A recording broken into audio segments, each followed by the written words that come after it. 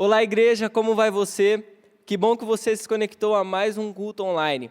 Neste momento, para começar esse culto, eu queria ler com você o Salmo de número 117. O Salmo diz assim: Louvai ao Senhor, vós todos os gentios, louvai-o todos os povos, porque muito grande é a sua misericórdia para conosco, e a fidelidade do Senhor subsiste para todos sempre. Aleluia.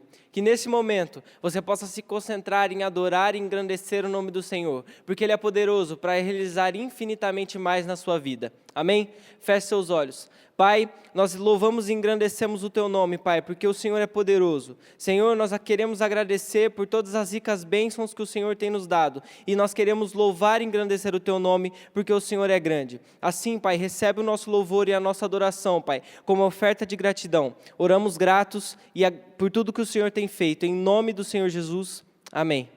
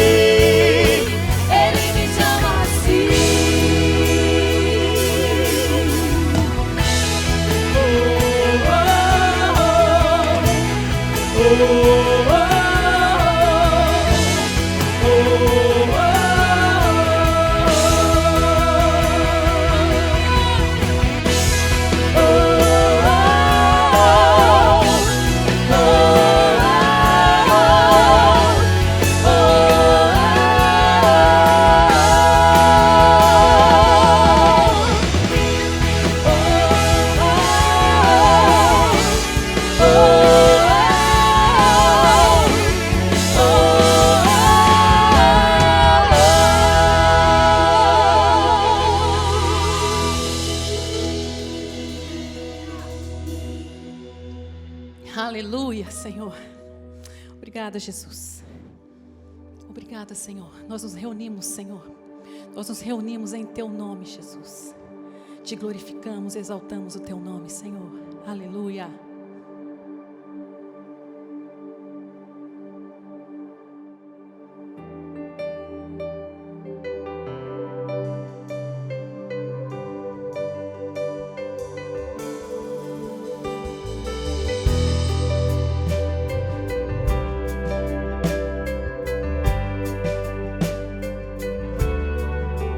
Nós estamos aqui tão sedentos de Ti. Vem, ó Deus, vem, ó Deus, enche esse lugar. Meu desejo é sentir Teu poder, Teu poder.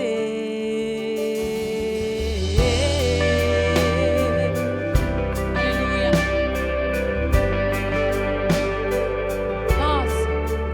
Nós estamos aqui tão sedentos de Ti. Vem, ó Deus, enche esse lugar. Meu desejo é sentir Teu poder, Teu poder. Então vem me incendiar meu coração, é o Teu altar. Quero ouvir o som do céu, Tua glória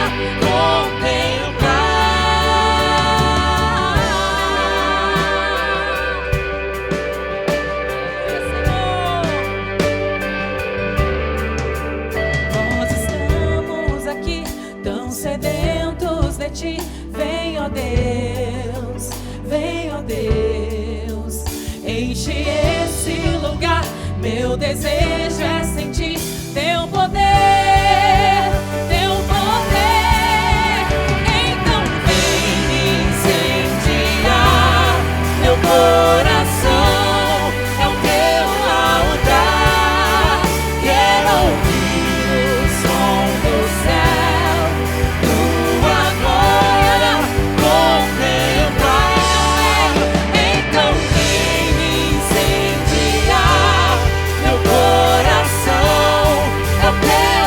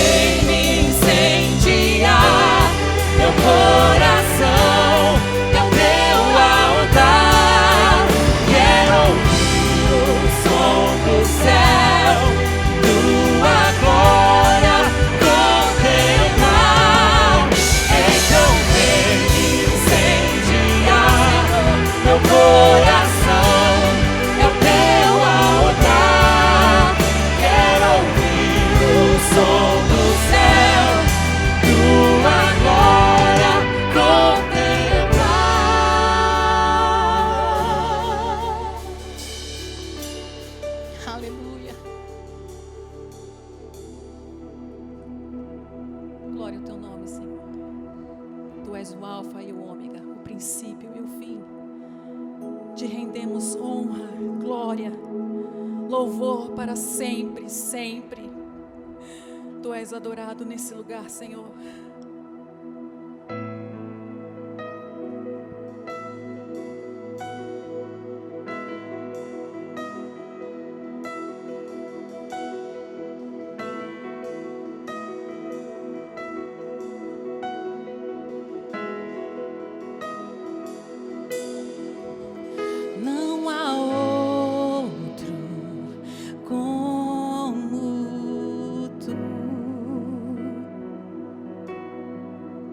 Soberano e fiel, não há outro como tu, reina sobre a terra e céus. És o alfa e ômega, início e fim. És o ar que eu respiro, tudo pra mim. Tu és Jesus, tu és Jesus.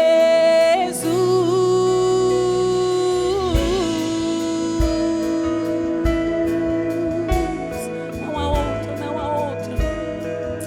Oh, Senhor.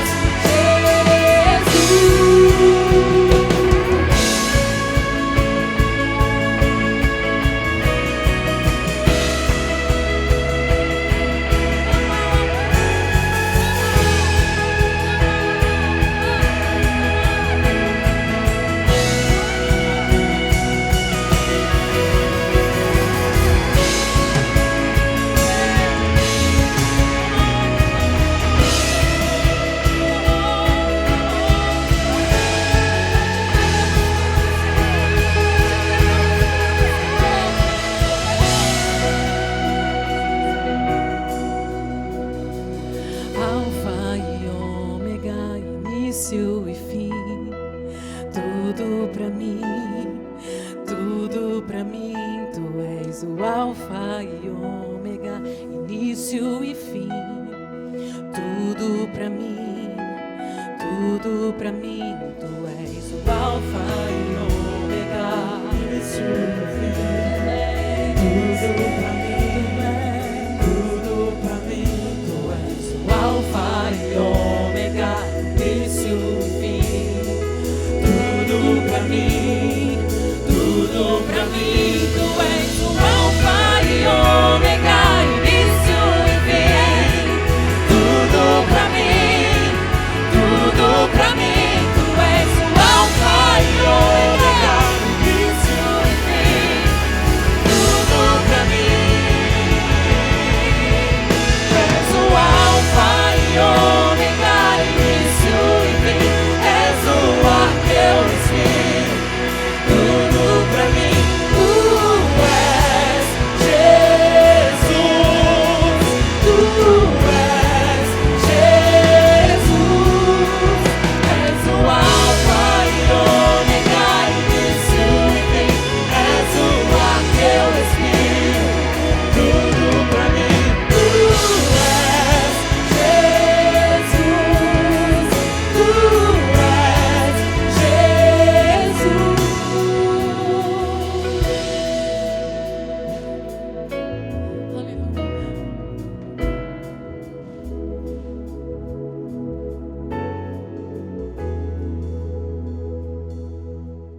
Jeremias 33, 3, nós podemos ler ali que a Bíblia diz: invoca-me e eu te responderei, anunciar-te-ei coisas grandes e ocultas que não sabes. Em momentos como esse que estamos vivendo, muitas vezes nós não estamos sabendo o que fazer, mas eu quero te dizer que nós vamos orar por você, pela sua casa, pela sua família, e nós desejamos ardentemente que o Espírito Santo de Deus possa te mostrar o caminho a seguir.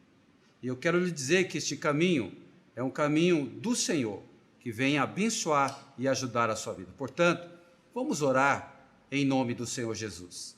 Eterno Deus, querido Pai, nós queremos exaltar e glorificar o Teu santo nome. Obrigado pelo privilégio de nós nos reunirmos neste lugar de oração e colocar nossa vida, nossa casa, nossa família, colocar diante do Senhor tudo que somos e que temos. Porque nós entendemos e sabemos que sem Ti nada somos e nada podemos fazer. Portanto, nós queremos, ó Deus, consagrar a nossa vida no Teu altar, em momentos tão complicados que estamos vivendo, difíceis para muitos, muito mais. Portanto, queremos pedir que Teu Espírito Santo possa nos conduzir e nos ensinar. A Sua palavra, ela é clara, ela nos diz que o Senhor não nos deixa, não nos abandona. A Tua palavra declara que o Senhor estará conosco todos os dias até a consumação do século. Portanto, nós queremos descansar na provisão que vem do Senhor, porque o Senhor é Deus bom e maravilhoso. O Senhor é um Deus que cuida e zela por cada um de nós. Nós queremos, ó Deus, honrar o Senhor e glorificar o Teu nome e dizer que no Senhor nós somos mais do que vencedores. Portanto, queremos descansar a nossa alma, queremos descansar o nosso corpo no Senhor, entendendo que em Cristo Jesus todas as coisas podem cooperar para o bem. Obrigado, Pai, por tudo que o Senhor é, que o Senhor tem feito e que o Senhor há de fazer em nossa vida. Queremos apenas colocar no Teu altar tudo que somos e que temos e exaltar o Teu santo nome. E assim, Deus, nós oramos e consagramos a nossa casa, a nossa família, o nosso trabalho. Portanto, ó Deus, receba no Senhor aquilo que somos e que temos, para a glória do Teu santo nome. Oramos assim, em nome de Jesus. Amém e amém.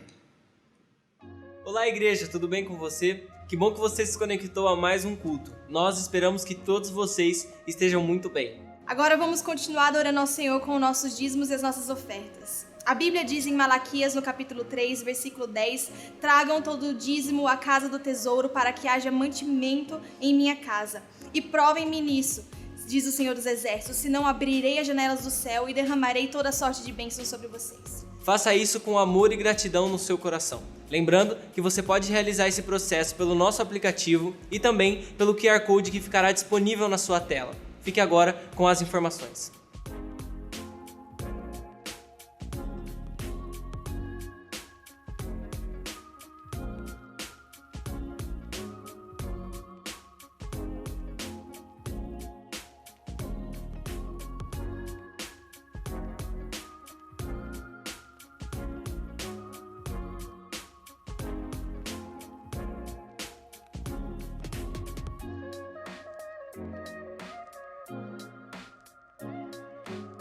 E por hoje é só. Fique agora com a palavra do nosso pastor. Gente linda e preciosa, que a graça e a paz de Jesus alcance sua casa, alcance seu coração, que essa graça produza em você efeito maravilhoso, transformando o seu dia a dia, trazendo novo alento ao seu coração. Não fique desesperado, agarre-se aos pés da cruz e tenha certeza de que o nosso Deus, Ele está no controle de todas as coisas. Pois bem, fique atento às informações de nossa comunidade. Estamos voltando aos cultos gradativamente e a sua presença, ela é muito importante, ok? Então, preste muita atenção nos próximos dias, porque neles você terá a resposta ideal para a sua vida, para a sua casa, para a sua vida espiritual. Muito bem, livro de João, capítulo 21, eu quero que você abra o texto nessa porção tão maravilhosa das Sagradas Escrituras, para que eu venha falar ao seu coração sobre um momento vivido por Pedro, um momento difícil, um momento complicado. A bem da verdade, eu queria começar a ministração da palavra lhe fazendo uma pergunta: quem é que pode afirmar que nunca viveu um período difícil em sua vida? um dia mau, um dia complicado. Nas palavras do salmista, é aquela noite que você chora, e chora muito.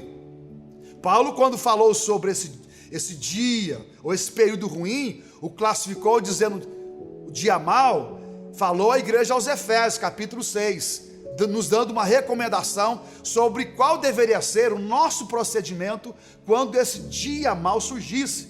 Logo foi dizendo aos Efésios: portanto, precioso e amado irmão, ou igreja amada, revesti-vos do Senhor e na força do seu poder, tomando sobretudo a armadura de Deus e orando em todo o tempo, para que possais resistir o dia mau e após ter feito tudo, permanecer em pé. Paulo estava falando desse período difícil que todos nós, independente de classe social, de beleza física, de força, de qualificação profissional, todos nós, em determinado momento de nossa história, teremos que enfrentar. Ora, observe um pouco a história de Jó, capítulo 1. As qualidades que Jó possuía foram afirmadas pelo próprio Deus, que em determinado momento perguntou a Satanás: de onde vens? A resposta do inimigo de nossas almas foi esta: de passear, de rodear por toda a face da terra. E o Senhor então lhe perguntou: pois bem, enquanto você andou pela face de toda a terra, você teve o capricho, você encontrou um homem gracioso, um homem extraordinário chamado Jó, porque não existe na face da terra ninguém como ele. Ele é um homem reto, temente a Deus, íntegro, que se desvia do mal, um homem extraordinário. Se eu fosse afirmar alguma coisa sobre Jó, naquela ocasião eu teria dito: Jó, ele é um homem internacional, um homem fascinante, raro de se achar, exclusivo. O próprio Deus estava elogiando Jó. Ora, uma coisa é quando os homens falam bem a seu respeito, outra é quando o próprio Deus faz menção a seu respeito, especialmente traz à tona a qualidade de vida que você possui. Era o que Deus estava fazendo naquele exato momento com a pessoa de Jó. Viste o meu servo Jó. Foi quando Satanás disse: de fato ele é o que ele é, porque o Senhor o cercou de uma forma protetora, uma cerca protetora à sua volta. Tudo que ele faz, o Senhor abençoa. Ele vai de vento em popa. Sua vida é fascinante, mas a bênção do Senhor está lá. Ora, Satanás falou com toda certeza: Jó não seria o que era se não tivesse a bênção de Deus. Mas agora, com toda aquela conversa, Deus permite que Jó seja tocado. Jó então, apesar de toda a sua qualidade, de tudo que ele possuía, viveu um período difícil em sua vida. Um dia mau, um momento de choro, uma noite desagradável, perdeu tudo que ele possuía num instante só. E toda essa narrativa está no capítulo 1. E olhe, não estamos falando sobre o Jó hoje, apenas introduzindo a mensagem, mas para que você não fique pensativo a respeito do que é que aconteceu com esse homem, ou como ele se posicionou em meio ao seu dia mau, ou ao seu tempo ruim. O final do capítulo 1 diz que em meio às suas perdas, Jó simplesmente adorou, se lançou em terra, se prostrou-se ao chão com o seu rosto em terra, e lá proferiu palavras como esta: no saí do ventre de minha mãe, no tornarei para lá, o Senhor deu, o Senhor tomou, bendito seja o nome do Senhor. Jó provou desse dia difícil, desse momento complicado, onde, por melhor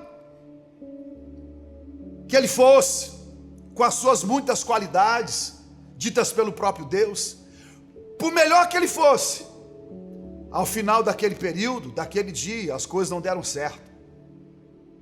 Absolutamente nada deu certo. Quando lemos João capítulo 21, nós vamos encontrar um homem chamado Pedro, vivendo nesse dilema, vivendo um período difícil. Por melhor defensor que ele tenha sido de Cristo, seu grande amigo, seu Senhor, seu mestre, estando ao seu lado e proferindo palavras maravilhosas.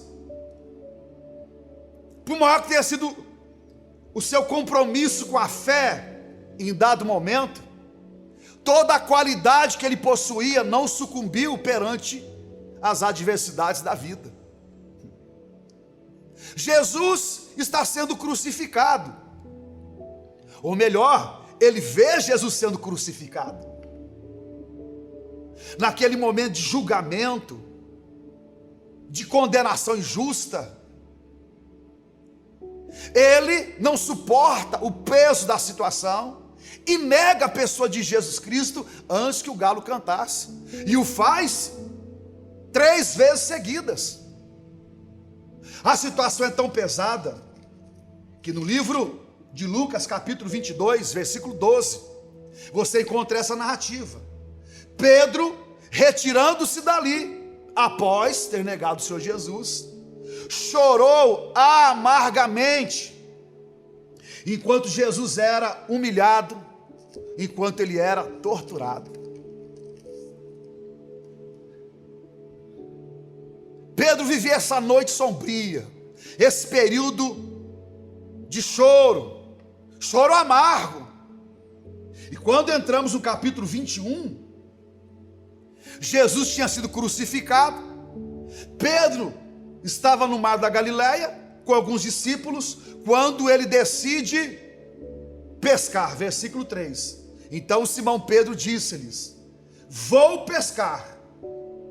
E ele foi encorajado por aqueles que estavam com ele: nós também vamos contigo.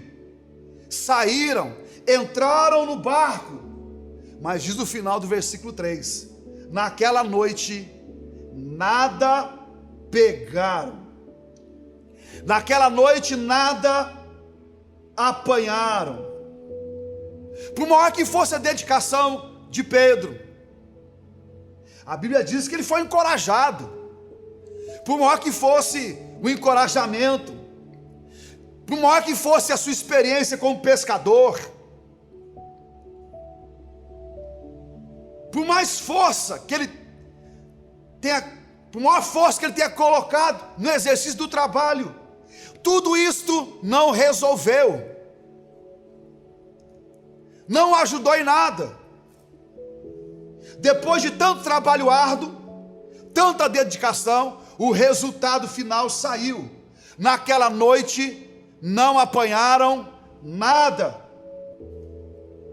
não deu certo, não conseguiram, não atingiram seus objetivos.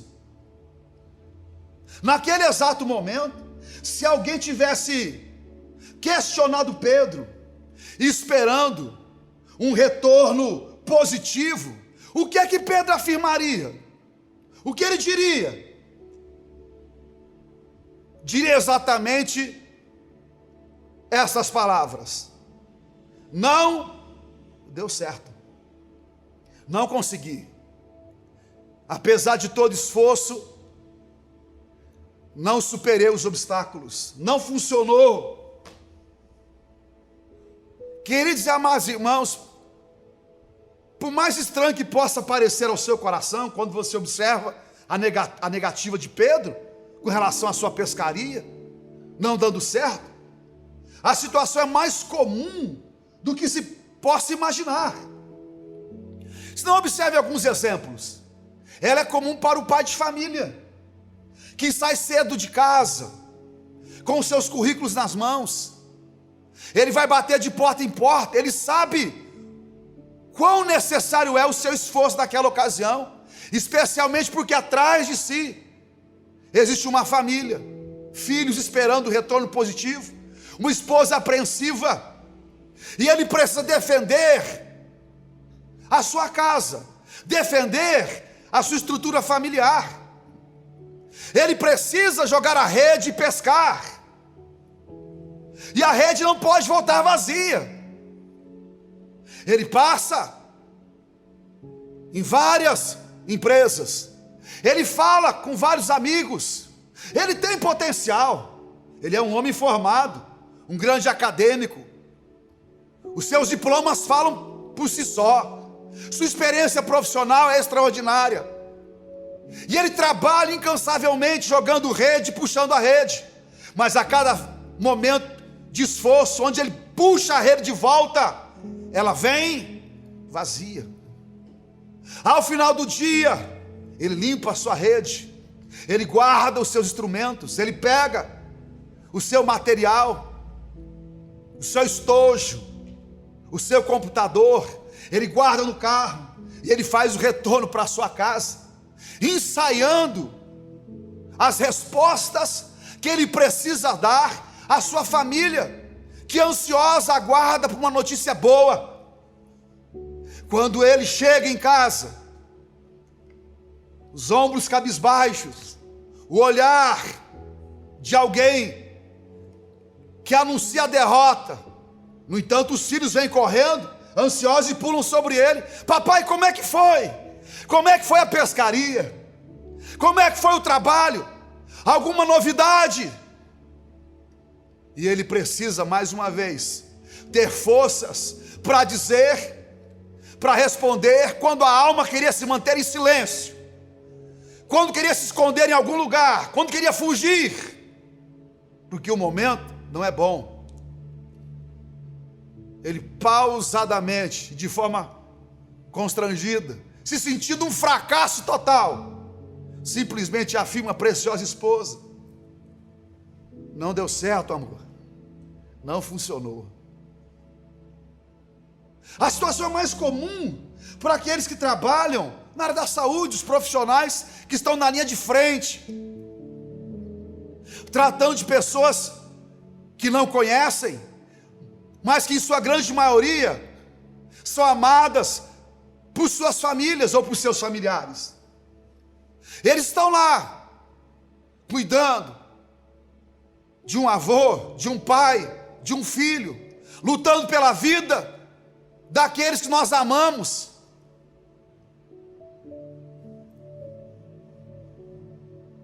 De quando em quando situações mais graves surgem, e há todo um procedimento médico, posologias que devem ser observadas, remédios que são administrados, enfermeiros que olham hora a hora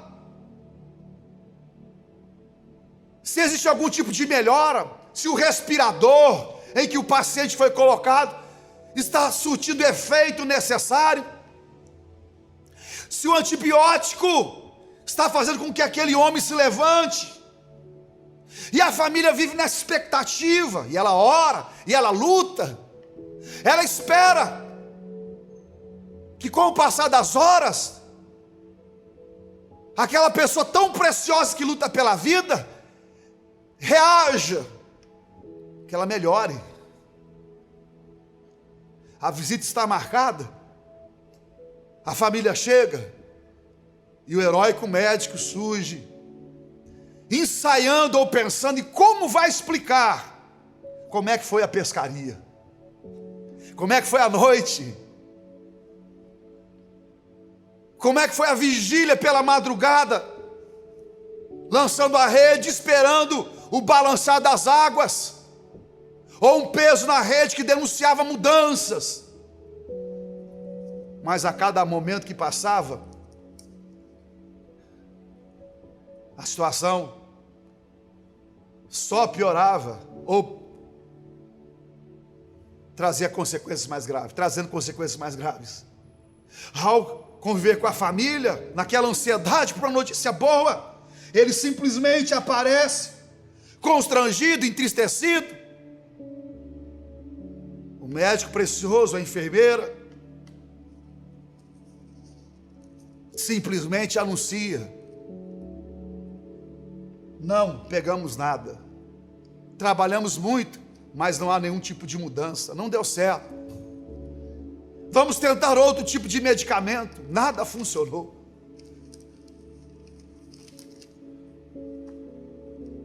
A família volta para casa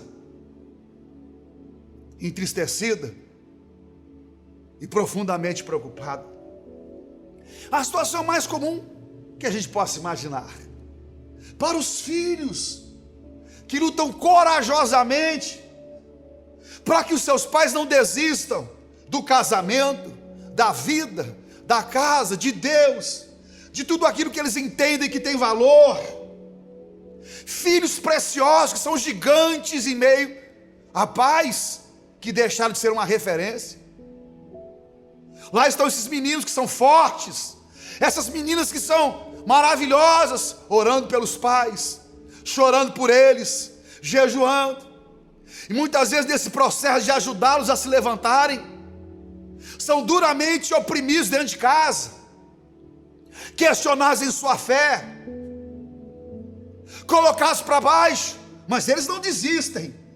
Eles vão pescar todo dia. Há uma esperança que a rede venha cheia.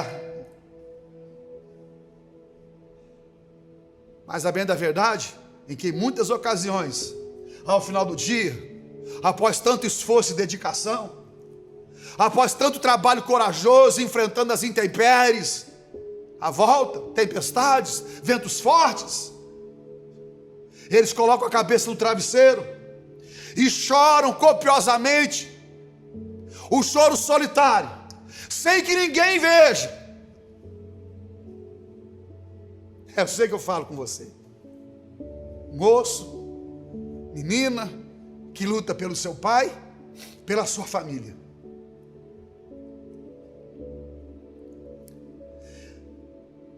Mas após tanta tentativa honesta,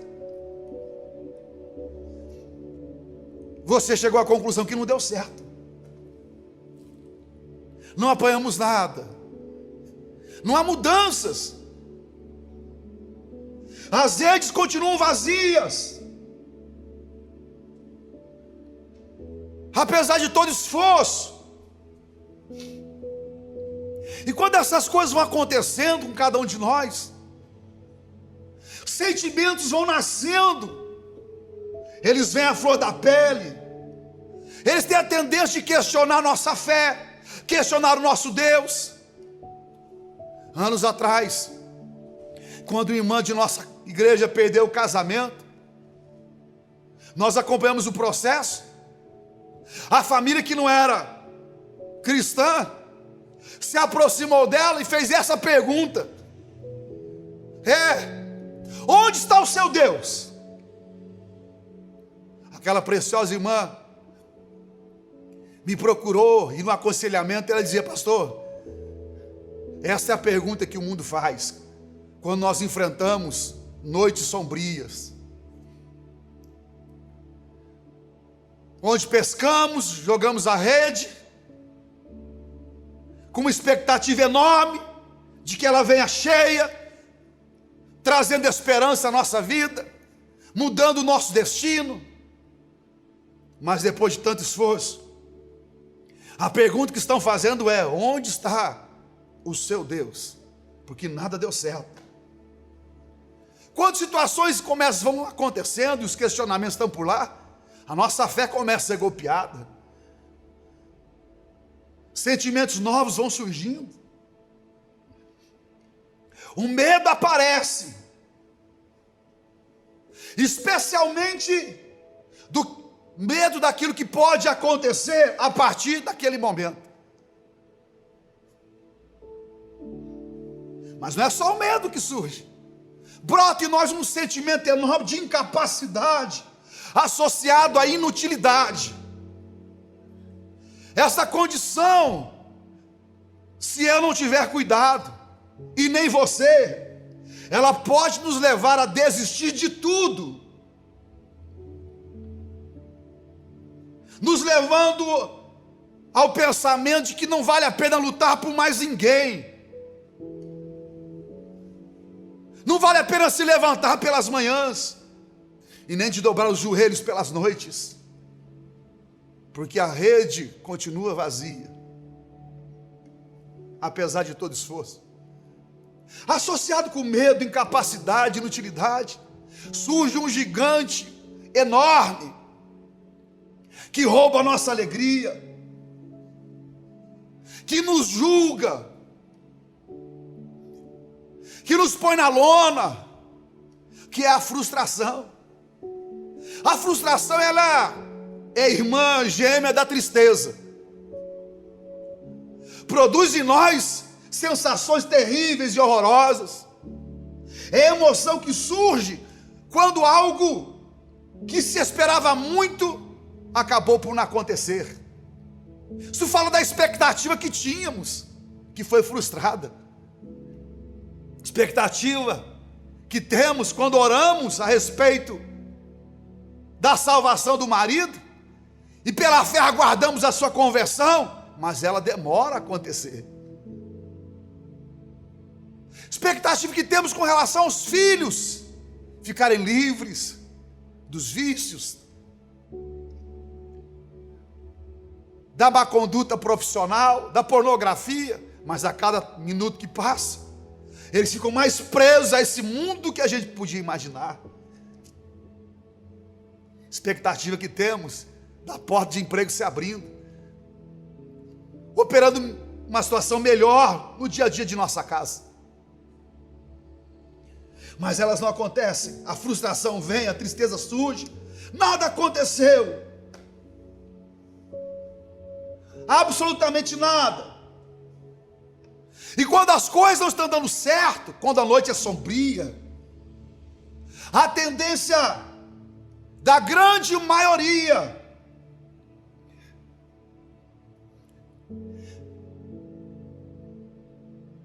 é a tendência de se desistir, de voltar atrás.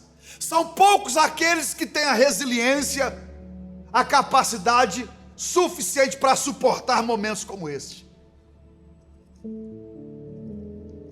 O que nós compreendemos é que o projeto não vai ter um fim proveitoso. O chamado não é forte o suficiente para fazer com que nós fiquemos no lugar que Deus deseja. A família nos dá esse suporte para a gente permanecer. Ora, isso aconteceu com Pedro. No livro de Lucas, capítulo 5, você vai descobrir o momento exato em que ele se encontrou com Jesus e ele foi chamado para o ministério. Ele também estava pescando. E a narrativa, ela é maravilhosa e vale a pena você observar. Capítulo 5, versículo 1, você encontra esse texto. E aconteceu que num determinado dia, Jesus estava próximo ao lago de Genezaré e uma multidão espremia. Jesus ensinava naquele exato momento essa grande multidão. E Pedro, enquanto pescava, observava o que Jesus estava falando. Logo após a ministração de Jesus, diz a Bíblia, versículo 4, assim que Jesus acabou de ministrar, dirigiu-se a Pedro e aqueles que o acompanhavam: ide para onde as águas são mais profundas e lançai as vossas redes para a pesca. Pedro, quando ouve essa imposição de Cristo naquele encontro, diga-se, primeiro encontro, simplesmente respondeu a Cristo: mestre, já tinha uma compreensão de quem ele era. Mestre, tendo trabalhado durante a noite toda, não pegamos nada. Todavia, confiando em tua palavra, lançarei as redes. Pedro voltou a pescar. A situação é semelhante, com um detalhe: essa pesca, ela aconteceu de mais ou menos 2 anos antes da que está relatado em João capítulo 21. Pedro, desafiado pelo Senhor, ele vai pescar, ele lança a rede, e a Bíblia diz, versículo 6, pegaram enorme quantidade de peixes, tanto que as redes começaram a se romper. Essa era uma experiência extraordinária para Pedro naquele exato momento, ao ponto dele voltar à pessoa de Jesus, versículo 8, diante de tamanho evento, do milagre que ele estava vivenciando. Ele vai à pessoa de Cristo E ele profere essas palavras: afasta-te de mim, eu sou um homem pecador. Ele tem a consciência de quem ele é perante aquele que é o mestre e que opera milagres maravilhosos. Você já chegou a essa conclusão como Pedro? De afirmar quem ele é, pela atitude que você tem perante a sua presença? Pedro tem esse comportamento.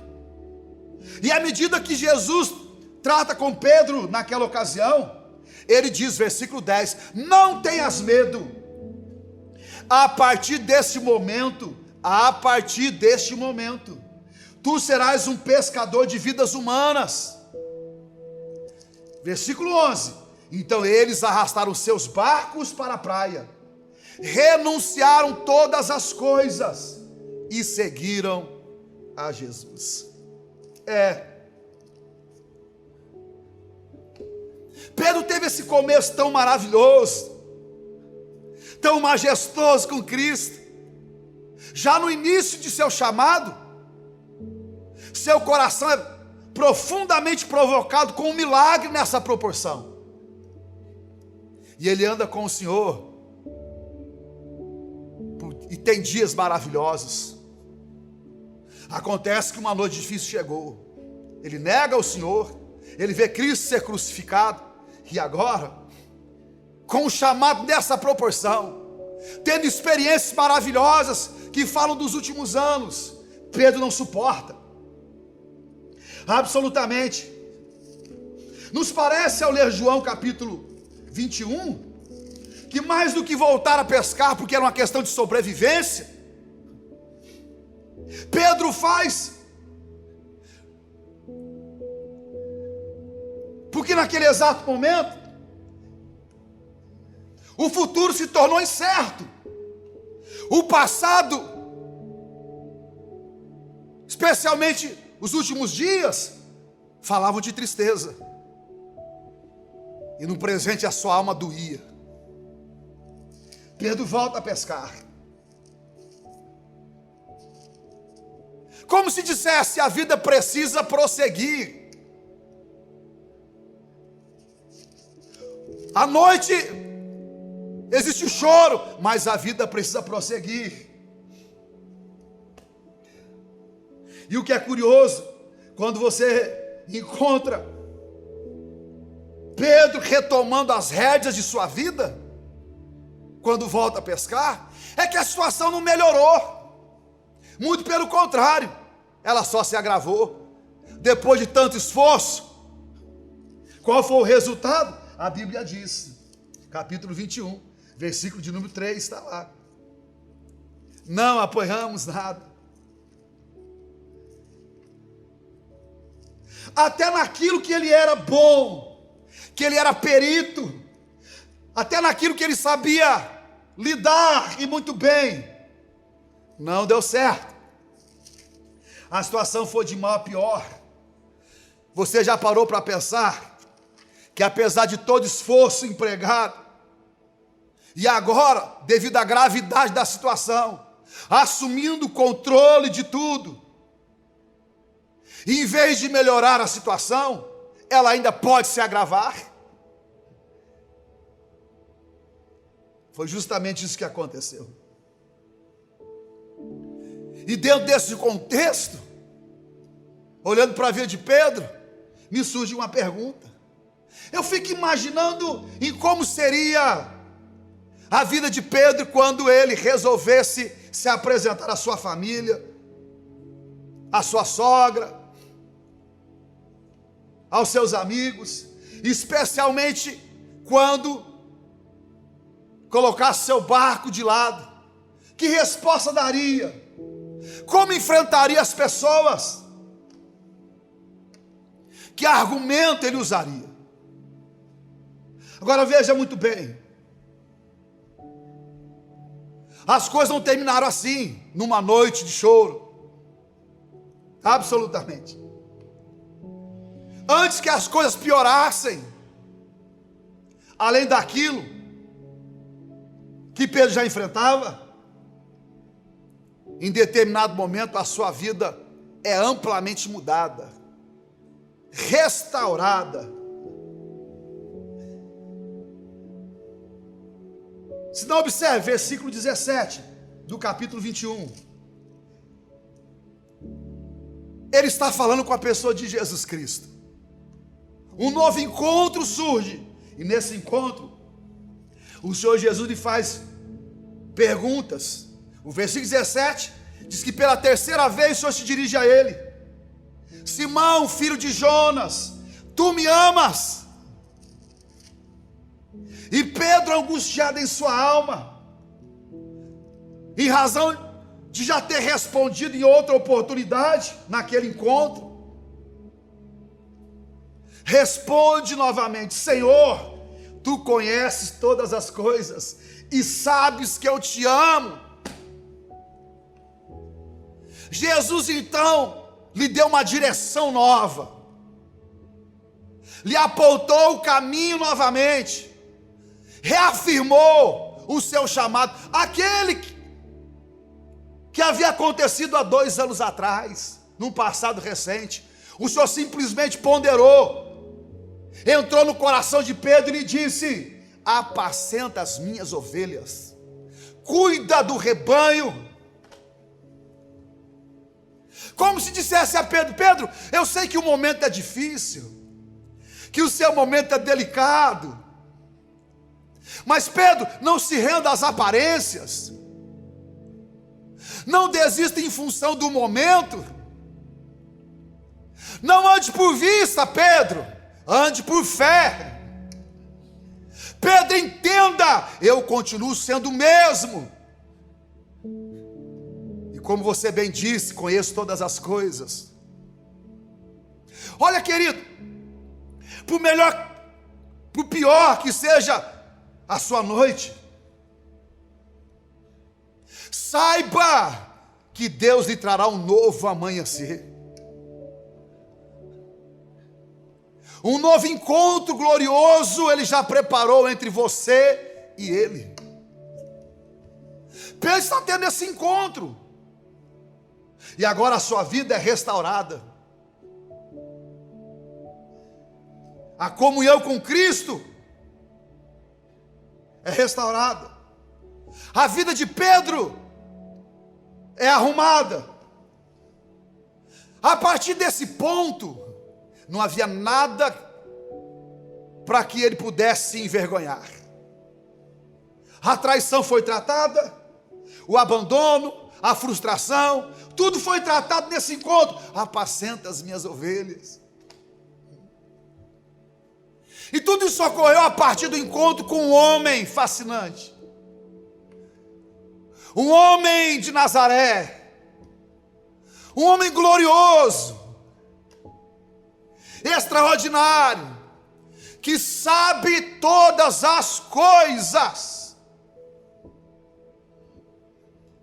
sabe das lágrimas que descem pela sua face, preciosa e amada irmã, e que você está a ponto de jogar tudo para o ar, pondo fim à sua vida.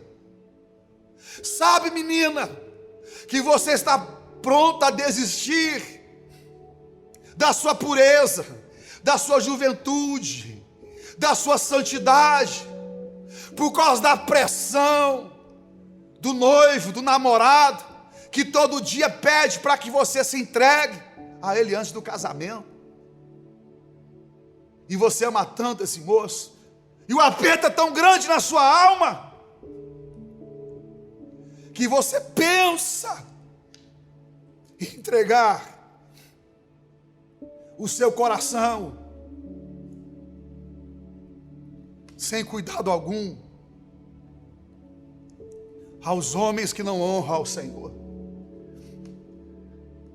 Mas olha, antes que tudo piore, existe um homem que tem as mãos furadas, que teve seu lado vazado, que se entregou por nós, para que nos dias sombrios, quando apesar de toda a luta de nossa alma, você não desfaleça no seu ânimo. Por isso que o autor aos Hebreus nos deu esse conselho: corra com paciência a carreira proposta. Mas não corra de qualquer forma. Sobretudo corra olhando para o autor e consumador de sua fé, ao qual, pelo gozo que lhe estava proposto, suportou a cruz, para que você não desfalecesse em seu ânimo. Continue olhando para ele, continue colocando toda a sua expectativa sobre ele. Ele não falha, ele é fiel, já nos deu provas de sua fidelidade. Você se lembra lá no passado, quando ele te salvou, as curas e muitas que ele operou na sua família, como ele resgatou seu casamento no ontem, como ele te livrou do vício, do álcool, da bebida, como ele começou uma história de amor com você. Será que por tudo que ele fez, nesse exato momento, não se compadeceria de você? O salmista bradou no Salmo 103, assim como o Oriente está distante do Ocidente, assim o Senhor afasta de nós os muitos pecados, especialmente porque nos ama e sabe de nossa estrutura, sabe que somos pó, sabe de nossa fragilidade. Existe um homem chamado Jesus Cristo de Nazaré, que defendeu Pedro naquela ocasião. Note o texto, que ele é tão maravilhoso. Versículo 3: entraram no barco, mas naquela noite nada apanharam. Versículo 4: entretanto, ao raiar da madrugada, ao clarear da manhã, Jesus estava na praia. Eu quero glorificar a Deus numa manhã como essa, num dia como esse, numa noite como essa. Jesus estava lá, se dirigiu para aquela região. O Senhor tinha tantas coisas para resolver. Ele tinha acabado de ressuscitar, a glória o esperava. Voltar para casa, coisa gloriosa. Os anjos o receberiam em adoração e louvor. Imagine, ele volta triunfante, e quando chega nas mansões celestiais, que encontro glorioso foi entre ele e o Pai. Como os anjos iriam celebrar aquele momento. Mas em meio a esse processo, e antes de ser glorificado, antes de voltar para casa, Jesus, ele vai se encontrar com Pedro. A narrativa de Lucas, se não me falha a memória, Marcos capítulo 16, ela é simplesmente de nos deixar assustados e apaixonados por esse Deus, porque fala do momento que Jesus ressuscitou. Marcos capítulo 16, eu quero ler para você entender e para que você glorifique a Deus onde você está, de pé, ajoelhado, como for. Olha o texto: ao encerrar o sábado, Maria Madalena, Salomé e Maria, mãe de Tiago, compraram especiarias aromáticas para ungir o corpo de Jesus. Ao raiar o primeiro dia da semana, caminharam até o sepulcro. Questionavam umas às outras: quem poderá remover a pedra? Quem poderá tirar a pedra que se encontra à entrada do sepulcro? Contudo, ao se aproximarem do local, viram aquela enorme pedra removida da entrada. Entrando no sepulcro, não viram Jesus. Elas encontraram um jovem vestido, versículo 5, de túnica branca, assentado à direita, e elas ficaram assustadas. Aí aquele ser angelical proferiu essas palavras: não vos amedronteis, disse ele. Vós buscais a Jesus, o Nazareno, que morreu na cruz, pois ele foi ressuscitado. Não está mais aqui. Vede lugar onde o haviam depositado. Ele ressuscitou. Ah, dá para você dar um glória onde você está. Dá para você glorificar o Senhor pela vitória.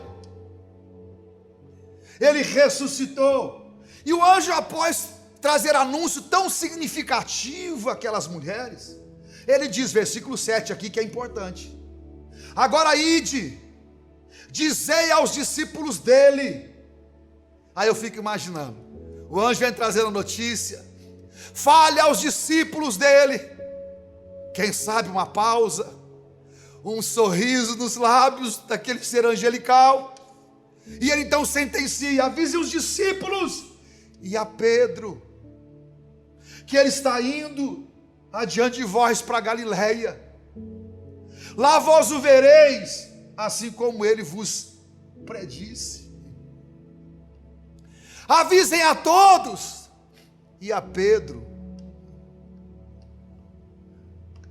O homem da Galiléia sabia do momento que Pedro atravessava. Ressuscitou, chama o anjo e dá uma missão ao anjo: avisem a todos e a Pedro. O Senhor estava ocupado com muitas coisas, corpo glorificado, andou por essa terra após a ressurreição por 40 dias, teve 3 encontros preciosos com os discípulos. Esse de João capítulo 21 é um deles. Mas quando olhamos para a essência do coração de Cristo, observando para Pedro, nós ficamos encantados. Porque, embora Pedro estivesse desistindo de tudo e voltando a pescar, desistiu de tudo, mas Deus não desistiu de Pedro. Avisem a todos e a Pedro. Não sabemos ao certo, capítulo 21 de João,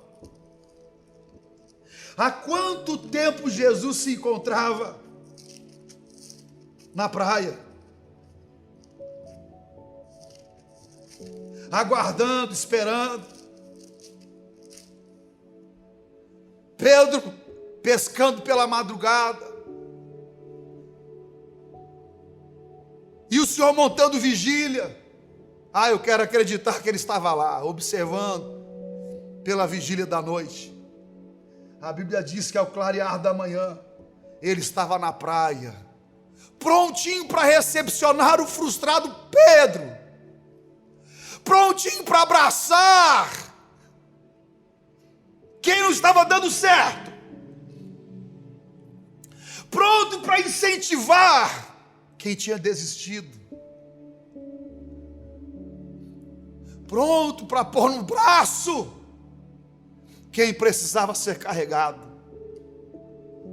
Avisem a todos e a Pedro: Pedro, é importante você saber que eu não desisti de você.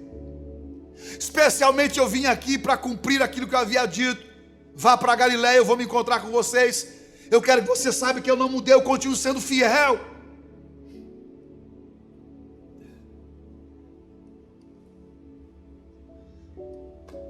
O Senhor não desistiu de Pedro, ainda que ele tivesse desistido.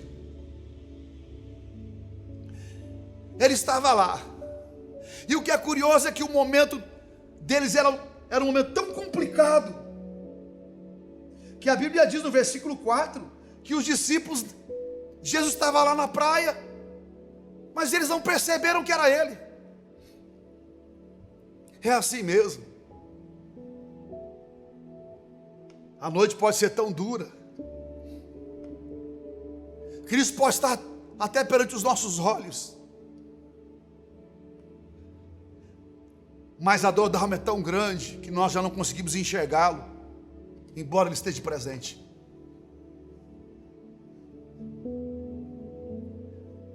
Jesus estava lá. Como é importante você saber, numa hora como essa, que você não está sozinho. Você não luta sozinho.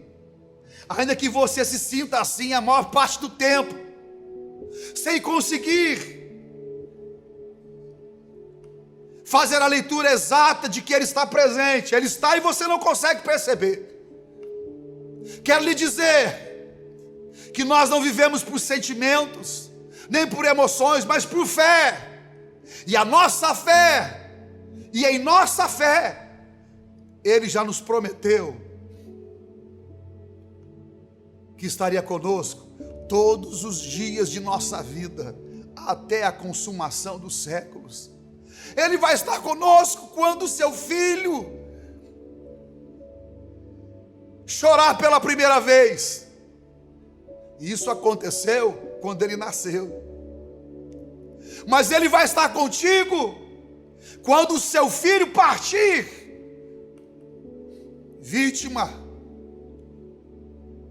de uma enfermidade, de um homicídio, de um infarto. Ele vai continuar com você. Ele vai estar ao seu lado quando você celebrar o aniversário do seu pai, de sua mãe. Mas continuará ao seu lado quando você precisar se distanciar em função do seu trabalho e do chamado tão importante. Ele vai estar do seu lado quando o mundo te decepcionar, quando as pessoas te traírem ou quando você falhar. Porque Ele permanece fiel, Ele estará lá.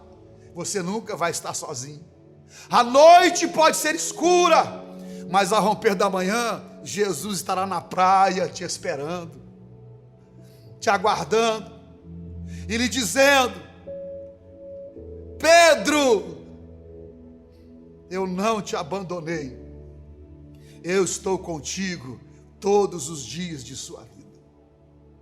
Nós olhamos para a história e queremos perguntar: por que o Senhor Ele vem? Por que Ele fica esperando? Em algumas ocasiões, anos a fio, uma resposta ou uma reação. Especialmente porque Cristo tem uma paciência enorme, uma paciência amorosa comigo e com você. Ele espera uma pequena oportunidade, para que através dessa oportunidade, Ele venha te abraçar em seus braços de amor, e que a partir de então, você compreenda o quanto Ele é imprescindível à sua vida. Olhe que Ele vem a Pedro num momento de frustração. Lá atrás, há 2 anos atrás, quando o conhecia. Agora, quando o conhecia, mas o momento ele era de um dissabor enorme em sua alma. Lá estava o Senhor esperando uma oportunidade. Ela vem através da frustração, da perda, do momento ruim. Mas não se preocupe com o momento ruim. Absolutamente. O que você deve se preocupar é se esse momento ruim proporciona encontro com Cristo. Se essa noite sombria o aproxima dele. Se esse tempo difícil cria oportunidade para que você o enxergue, sobretudo na praia de sua vida, dentro de sua casa, no dia a dia do seu trabalho, e lá você consiga ouvir a sua doce voz o chamando para algo novo. O Senhor estava lá na praia esperando uma oportunidade. Quando o Senhor falou com eles, versículo 5, Jesus lhes perguntou: moços, tendes aí alguma coisa para comer? E a resposta foi essa: não. Via de regra, em momentos assim, nós não temos nada a oferecer, nada a compartilhar, nada para colocarmos nas mãos do Senhor. Mas Ele não se incomoda com isso, absolutamente, porque o que Ele mais deseja é justamente se revelar a nós como Deus de toda a providência. Você pode não ter nada para oferecer, mas com toda certeza, ao se encontrar com Ele, terá tudo a receber. O Senhor os chama, e quando eles estão falando com Jesus, diz o versículo 6, não temos nada. Vocês não têm nada? Aí o Senhor os orienta: então eu vou ensinar vocês a terem tudo. E disse: lancem a rede do lado, versículo 6, volte outra vez a navegar, lance a rede outra vez. Como disse a canção, quem mandou largar as redes? Quem disse para desistir por causa do momento difícil? Para negar a fé, dar as costas ao Salvador, negligenciar a igreja, não atribuir valor à santidade, à retidão, perder a visão da glória eterna, da cidade cujo artífice é o Senhor. Quem disse para largar a rede? Volte, lance a rede. E quando Jesus fala sobre o assunto, eles obedeceram, e a Bíblia diz: não conseguiam recolher a rede. Antes ela vinha com facilidade, agora não consegue recolher. E não consegue por quê? Por causa da abundância de peixes. O Senhor não vem só para nos consolar,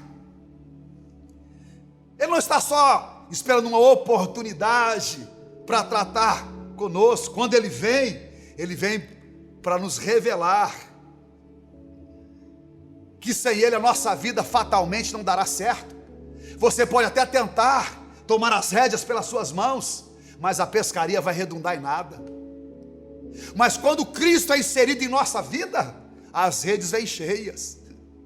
Tem conversão na família, tem filho que é endireitado dos seus maus caminhos, tem menina ou moço que mantém a retidão, tem porta que se abre, tem colheita que chega, tem abundância de peixes, a rede vem cheia,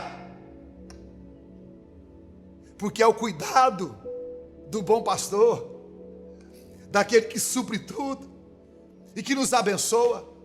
E quando eu penso sobre isso, então eu tenho que entender que nesse exato momento eu preciso decidir a respeito de minha vida, na compreensão de que eu não vou prevalecer sozinho, mas vou prevalecer se eu me render e se eu me entregar, sobretudo a pessoa de Cristo. Pedro é tão impactado pela cena que ele mergulha na água e ele vai em direção a Jesus. Jesus estava envolvendo Pedro outra vez em acontecimentos extraordinários, e eu queria declarar sobre a sua vida hoje, precioso e amado irmão, que Deus vai te envolver outra vez em situações extraordinárias, que a sua vida não vai ficar nessa normalidade, nesse vazio existencial, nessa situação onde você não tem o que responder às pessoas, ou quando responde diz, não deu em nada. Absolutamente, Deus trará a você produtividade, rede cheia, vida que dá certo, vida de abundância, vida que tem sentido, e tudo isso parte dele, do relacionamento com ele. Cristo está perto, ele está na praia, e ele te observa pela vigília da noite. O choro está lá, Mas logo veio o romper da manhã, e Ele vai se revelando, e Ele vai falando com cada um de nós. A rede vem cheia, Pedro está lá, impactado com tudo que está acontecendo. Ele tem que se render, se entregar, e Ele o vai fazendo gradativamente. O Senhor se assenta com eles na praia, eles saltam em terra, versículo 9. Lá há uma fogueira. Enquanto eles não têm nada preparado, o Senhor oferece peixe e pão, oferece alimento, oferece vida, oferece comunhão, calor, discipulado. O Senhor em nenhum momento põe dedo na ferida de ninguém. Não acusa Pedro pela desistência, porque negou. Não fala com discípulos que o acompanharam, e nem o porquê voltou a pescar. Absolutamente. O Senhor se assenta e celebra uma doce comunhão à volta de uma fogueira, porque para o Senhor o que era mais importante era a restauração do que as explicações a respeito do ontem. Para Deus só tem valor a sua explicação, se ela promover cura em você, se ela promover restauração em sua vida. Se não promover absolutamente nada, o que Ele espera que você faça é que você entenda que Ele já jogou tudo no mar do esquecimento e não se lembra mais dos seus pecados. O Senhor estava lá, não para pôr o dedo na ferida e acusar, estava lá para restaurar. O Senhor se aproxima de nós num dia como esse, especialmente para restaurar as feridas de nossa alma, para nos curar, para trazer alento à nossa vida, especialmente porque Ele sabe que a noite de alguns dos senhores, uma noite que se alonga, isso já se traduz em meses, talvez em anos, um tempo de vida em que nada dá certo, mas Ele está lá, pronto. E o que mais me fascina quando eu olho o texto, um Deus que espera oportunidades, que restaura, é que apesar de sua grandeza, de quem Ele era, e com tantas coisas especiais acontecendo, ressurreição, glorificação, voltar para casa, o glorioso Cristo não se esqueceu de um simples pescador frustrado chamado Pedro. Eu vou repetir, Ele não se esqueceu de um simples pescador chamado Pedro, no atual momento frustrado. Avisem a todos e a Pedro, antes de voltar para casa, eu tenho que me conectar a Ele outra vez, eu terei um tempo de comunhão com Ele. Ele não se esqueceu de um simples pescador chamado Pedro. O que o faz pensar que Deus mudou, que Ele se esqueceu dos seus sonhos, que Ele se esqueceu das suas orações, que Ele se esqueceu do seu trabalho diligente, que Ele se esqueceu do seu ministério, que Ele se esqueceu dos seus filhos, que Ele se esqueceu da demanda que te cerca dia a dia, que Ele não se importa com a pressão que é imposta sobre os seus ombros, jornada após jornada, que Ele não se comove com a sua dor, nem com o fato das coisas não estarem dando certo, que Ele se esqueceu. Não, se há uma coisa que Ele se esquece, são dos seus pecados, mas não de você. Você pode ser a pessoa mais simples desse mundo, um simples jornaleiro, um trabalhador simples no chão de fábrica, alguém que a sociedade não dá valor nenhum, mas para Deus, você é um filho, você é um príncipe, Ele te ama, tem projetos na sua vida, não vai desistir de você, vai lutar por você, vai se apresentar à sua vida, vai esperar uma oportunidade, Ele quer comunhão contigo, Ele deseja restaurá-lo. E o resumo de toda essa obra é porque Ele te ama profundamente. Não quis voltar ao céu, não quis ser glorificado, enquanto não falasse com Pedro, ou enquanto não fosse glorificado, colocou na agenda a história de Pedro. E eu quero terminar nesse momento lhe dizendo isso. Você está na agenda de Deus. O seu nome está gravado na palma de Deus. E ninguém vai arrebatar de lá a sua vida. Você se encontra protegido e guardado por Ele. Você se encontra na agenda do dia. Lá está escrito restauração. Lá está escrito cura. Lá está escrito um novo tempo, um novo começo. Na agenda de Deus está o seu nome. E Ele já proferiu o seu nome a seres maravilhosos, angelicais, como a Pedro. Como de Pedro, avisem a todos. E a Pedro disse o anjo. Porque Pedro estava na agenda de Deus. Não desista, não desanime. O tempo da revelação de Deus sobre a sua vida, ele chegará. Eu quero orar por você nesse exato momento. Quero convidá-lo, querido, a você deixar toda a justificativa de lado, todo pensamento vitimista de lado, toda a justificativa que possa justificar a ausência de avanço. Já trabalhei, já orei, já tentei. Deixe de lado. Toda a situação onde você assumiu as rédeas do controle, agora você vai colocar isso nas mãos daquele que na sua agenda colocou o seu nome. Deixar no controle dele, porque no controle dele a rede vem cheia de peixes preciosos e valiosos. E que Deus te abençoe e te guarde, que Ele faça resplandecer sobre ti o seu glorioso rosto e que Ele te dê a paz desde agora e para todo sempre. Quero convidá-lo para que você feche seus olhos onde você está. A sua noite e o seu tempo de frustração tem hora para acabar, porque o seu nome está na agenda de Deus. Vamos orar? Feche os olhos, vamos orar.